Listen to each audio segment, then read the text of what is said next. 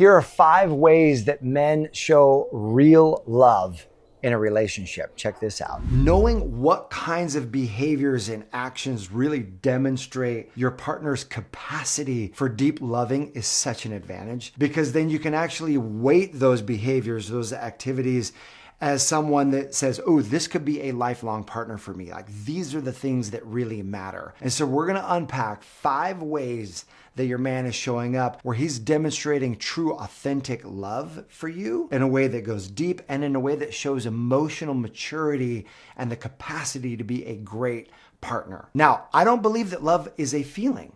I believe in what the marriage masters taught, couples who've been married over 40 years, that love is action. Love is actually choices we make and actions we take on a daily basis towards the other person. The first form of love is that he's going to turn towards you and not away, especially during conflict.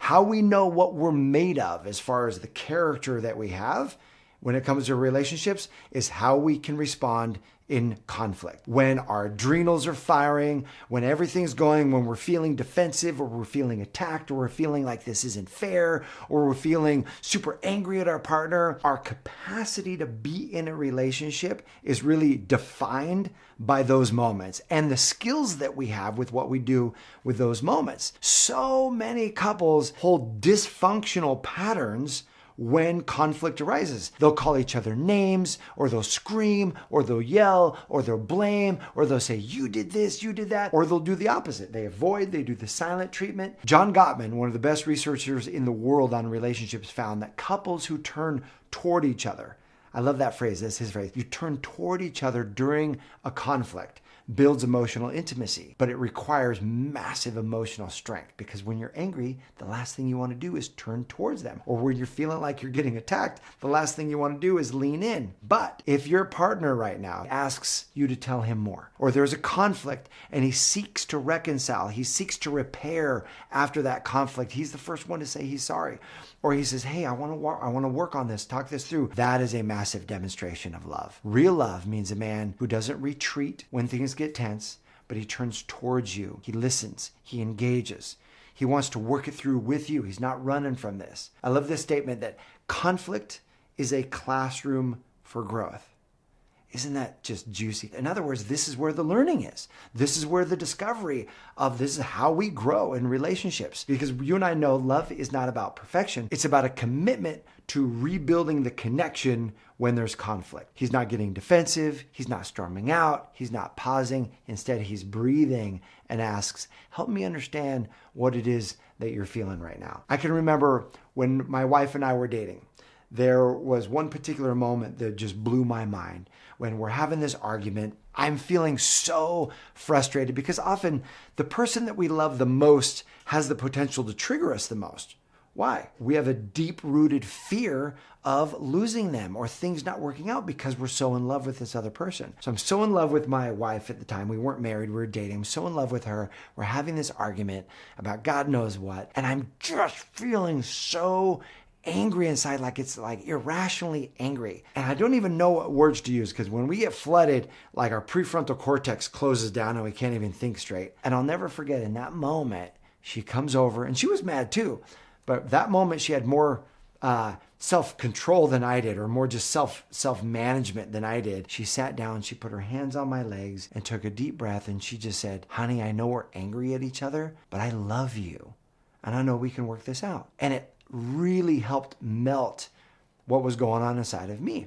And it was an opportunity where she was angry too. I was just as at fault in this interaction, and she could have easily taken the high road, taken the pride road, turned away, and then let me come back to her when I had calmed down and apologized. But instead, she turned toward. And that's a massive demonstration of love. The second demonstration of love is that your man looks for ways to give. He's not just interested in taking. In fact, these marriage masters, one of their favorite quotes was, love is a 4-letter word spelled G-I-V-E.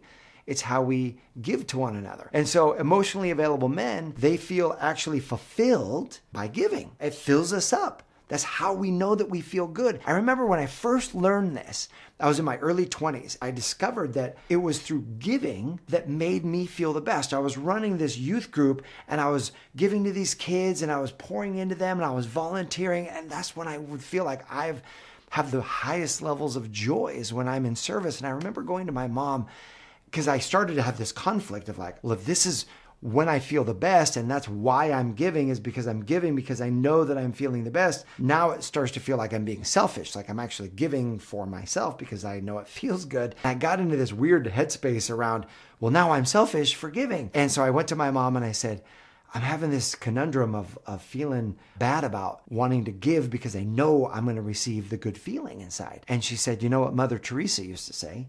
Mother Teresa used to say that she was the most selfish person in the world because she knew that giving was actually how she received. And I was like, well, if she's saying that, then I can release all guilt. Giving feels so good. And so an evolved person, a person who actually understands more of how this universe is wired up, more of how we as human beings are wired up, and they've lifted out of just their own egocentric point of view. Doesn't mean we're perfect, but it means that we can see things and how things are connected. Your man is showing you love when he's giving to you, when he's serving you, when he's helping you. And in this realm, I think we can say size doesn't matter because it can be a small gift. It can be a big gift. All of those are demonstrations of love, of how he's pouring into you. And of course, I know that you give back to him as well. But when that starts to happen, there's this beautiful, what I call an upward spiral of the relationship. Equally as true when you both are taking and trying to get from one another, it creates a downward spiral. But when you both are leaning in, giving, helping the other one feel better, feel good, this beautiful upward spiral begins to expand the love in the relationship. The third form of love is that your man is going to respond to your needs, not read your mind. This is such a great one. There's this assumption that if this person really loves me, they will really know me. And if they really know me, then they'll know what I need in this particular moment. False. Not true, because we can't read each other's minds. We don't know exactly what it is that we want. My cousin was talking to me one day, telling me a story about him and his wife. She had come into the house and she was just so mad and so frustrated. He said, what's going on? They run this big farm together. And she was like, I've asked this team 5 different times to do the goats this particular way and clean out the barn this other way, and they're not doing it, and they're just letting me down, and she's so frustrated. My cousin in this moment makes the wrong move and starts coaching her of how to be a better manager and saying, well, honey, I'm sure you can feel that they're feeling frustrated, that they're not living up to your expectations. You're the boss and they're letting you down. And maybe you could give them instructions. I know they're wanting to do great work. Maybe you could give them instructions on how to actually do it better. Oh, wrong thing to say in that moment. Like, she was so mad. She was like, what? How can you be siding with them? I can't believe this, and this, and that. And now my cousin has read a ton of relationship books. And in that moment, he knew that he had not anticipated what her deeper need was. And instead of asking her in that moment, hey, what would support you right now? Do you want me to just be empathetic? Do you want me to help brainstorm or strategize? He went right into advice giving. And we all know that that doesn't work when someone really just wants to be seen and heard and empathized with. And so he took a step back and he was like, honey, what would support you in this moment?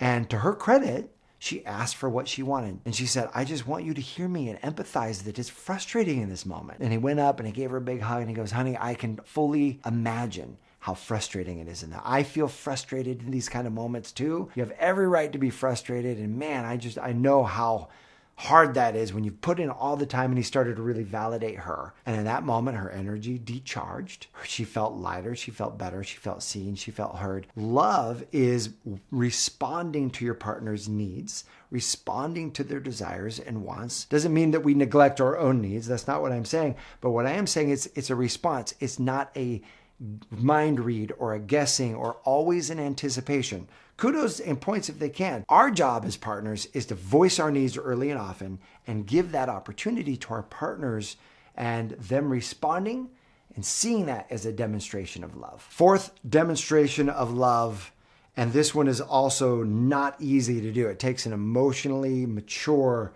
man or human being to do this, and that is that he will hold space for your emotions. Holding space for somebody else's emotional experience is one of the most challenging things we can do, especially when we love somebody, because often that means they're coming to us when they're in a place of pain. It might be frustration or sadness or fear or confusion, like something's going on at work with their boss, or something going on with a friend and they feel betrayed by the friend or angry at the friend. And the easiest thing to try to do is step in and give advice or step in and try to fix it. But the greatest thing that we can do in that moment to actually demonstrate love is hold space. People cannot heal what they don't feel. So if someone's coming to us with big emotional response, trying to get them to not feel it or to shift it right away actually suppresses the emotion, not heals the emotion. The emotion has to move in and through us in order to, it has to be felt to be healed. And so holding space is letting them have space that it's okay to feel exactly what they're feeling, to reflect back to them what you hear them feeling and empathize with how hard it is that you would probably feel the same way if you were in that type of situation, or if you were them, you would definitely feel the same way. And just giving them space to feel. Emotions work like waves. They're often coming to you when they're on the uprise of this wave, headed towards the apex, and then it will come back down. It usually lasts between 90 seconds and 2.5 minutes, something like that. But you'll notice is you let people really feel their emotions, and you're not like analyzing it and talking it out and all of that stuff. You're just holding space for them to feel their emotions. That in and of itself is healing. And so we don't have to say much in that moment. We just have to be present with the person. And this can be challenging. Another reason is because it can bring up our own stuff, like a tuning fork. Let's say they have a friend that they have conflict with, and you have a friend in your life that you have conflict with. It's like a tuning fork, is they bong that tuning fork and they're feeling angry. Part of why we get triggered is because any unresolved friendships that we have is going to start to vibrate, and they'll vibrate together. The really evolved move in that moment is to notice in yourself where that might be going on, and notice that it's coming forward for its own healing, its own repatterning. And so when we can know that, that's when actual beautiful healing can take place, because as we hold space for our partner, we can actually hold space for ourselves at the same time and begin to move some of that energy forward. Now, I love this way of demonstrating love, and that is that your partner will put their needs equal to your own. And what this means is that you are equals in the relationship, that both of you matter. Now, this doesn't mean we're putting our partner's needs above our own or below our own, but the idea is how can we both meet our needs as individuals and collectively as we share our life together. Now, it's important to understand there's a difference between needs and strategies. And this is a concept that is just profound. Oftentimes, there will be an underlying need that happens in a relationship, like a need for connection, or a need for reinsurance, or a need for physical touch, or a need for variety, a need for adventure, things like that. But what will happen is we'll feel a need for adventure, and then we'll attach a certain outcome saying that, hey, I want to go on a camping trip this weekend. Well, the camping trip is actually a strategy to meet the need for adventure. But there might be a lot of ways to meet the need for adventure. It could be deep sea fishing. It could be going on a mountain bike ride. It could be snowboarding. It could be all kinds of things that meet that need for adventure. But what happens is if you're able to identify your partner's deeper need, and when your man can hear you and help identify your deeper need, and then say, okay, well, how can we support you in you meeting that need? Then that is a demonstration of love. I'll give you an example of this. After a long day's work, I was up in my office all day on meetings, on Zoom, hadn't moved my body much. I came down and just really felt like I had a need to move my body. But my conscious mind was like, I need to go for a run. Now, the run is the strategy. Moving my body is the deeper need. I get downstairs and my wife's cooking dinner and she's got the 3 kids. I'm like, hey babe, I really feel like I've got to go for a run right now and just get my sweat on. And so I'll be back in like 40 minutes. And she was like, excuse me? She's like, I've been with these kids all day long. I've not had one adult conversation. I really feel like I want to talk to you right now. And you've been gone all day. At 6 o'clock, you're going to go for a run right now. She ultimately had a deeper need for connection. And what she wanted to do was have me sit down and talk. But that was the last thing I wanted to do because I've been sitting all day. So our strategies were in conflict. Go for a run, sit and talk. They didn't allow us to connect. And we started to get a little bit frustrated with each other. And then I went, whoa. What's the deeper need that you feel? She checked in. She was like, I have a need to just feel connected to you. And I said, okay, one strategy is to go for a run. I checked in. I need to move my body. I said, and I thought about, what if we went for a walk? And we talked while we walked. It was like power walk, and we'll get our sweat on that way. And I said, would you be willing to go for a walk? And she was like, sure, we can go for a walk. That's great. So we put a movie on for the kids. We went for a walk. It was an hour-long walk. I was like breathing hard, sweaty. My body felt great when I got back. We connected. We talked. She felt charged up and great when we got back. And it was like, boom, awesome. Loved it because we got to the deeper need. A way of loving each other is you honor each other's needs. Now, your job is not to meet your partner's needs for them. Their job is to meet their own needs. But if you can support it, if you can create opportunities for it, if you can help them identify it, that is a beautiful demonstration of love. I would love to get inside your mind and hear from you. What are the demonstrations of love that you see from your man or a relationship that you're in? How do you know that he's really loving you? What is he doing? Go ahead and put that in the comment section below. I appreciate you. I hope this serves you. Feel a big hug from me to you, and I'll see you soon.